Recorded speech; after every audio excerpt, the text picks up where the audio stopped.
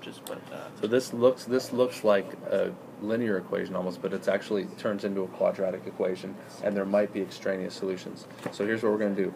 We're going to isolate the x, or the square root symbol, and so we're going to add 7 to both sides. Now that we're in algebra 2 trig, let's not be unorganized. Let's keep everything equal signs straight down, and let's be concise with our work. Okay, so I'm going to do that. Now I'm going to square both sides. I'll change colors for you. When I square both sides, that square root goes away, and also, by the way, when I do that, I introduce an extraneous solution into my equation. That's the point when I just introduce, because really what the square root could be a positive or a negative square root, so I may have just introduced an extra solution. One of these two might not be actual solutions. So you always have to make sure when you're doing a square root problem like this to check your answers at the end, because if you plug a negative in here, you know you're not allowed to do that in the real numbers.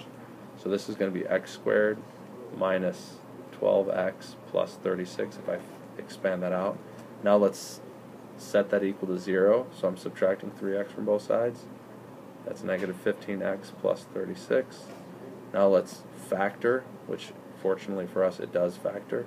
It's going to be negative 12 and negative 3.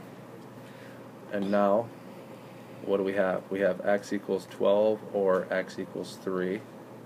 But again, let's check, because maybe they'll work, but maybe they won't. If I plug 12 in here, I get 36. Square root of 36 is what? 6. 6 plus 7 is what? 13. 13 plus 13. I'm sorry, 13 equals 12 plus 1, so that works. That is the solution. Let's try 3.